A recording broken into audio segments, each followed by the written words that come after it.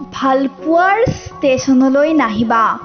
কথা আৰু আবৃত্তি ডিম্পল হাজৰিকা।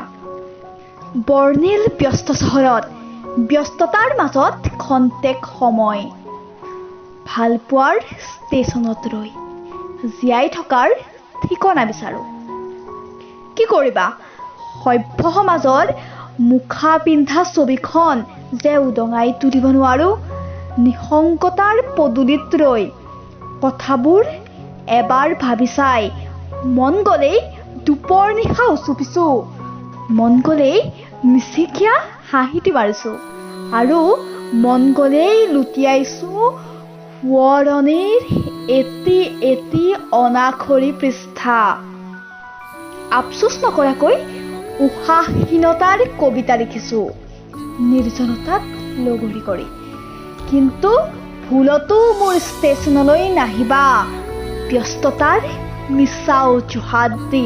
প্লিজ মোক জীয়াই থাকিব দিয়া।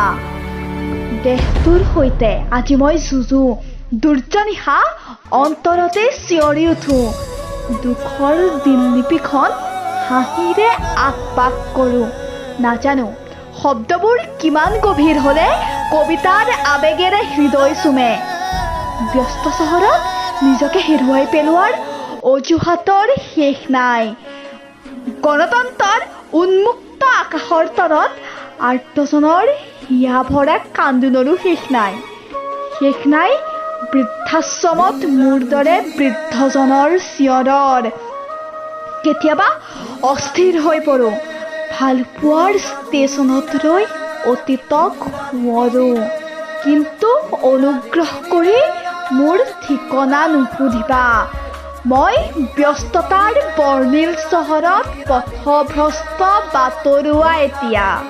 মোৰ এটাই পৰিচয়, হয়তো কোনোবা বৃদ্ধাশ্ৰমৰ বাসিন্দা, হয়তো কোনোবা ফুটপাথৰ আলহী। কিয়নো সন্তানৰ হৃদয়ত স্থান যে নাই আবেলিৰ সেগুৰীয়া কিৰণজাক, সন্ধ্যাৰ চেঁচা বতাহজাক অথবা নিশাৰ আকাশখন মোৰ সাক্ষী। অনুগ্ৰহ কৰি মোৰ ভালপোৱাৰ ষ্টেচনলৈ নাহিবা। যিদিনা শুনিবা মোৰ হৃদয় জুৰুৱা বিননি, যিদিনা অনুভৱ কৰিবা মোৰ ভালপোৱাৰ পৰিসৰ, আহিবা সেইদিনা দুবাহু মেলি তোমাক আদৰিম। মোক বিচাৰি হাবাথুৰি খাবও নালাগে। মোক ফুটপাথ অথবা বৃদ্ধাশ্ৰমতেই পাবা।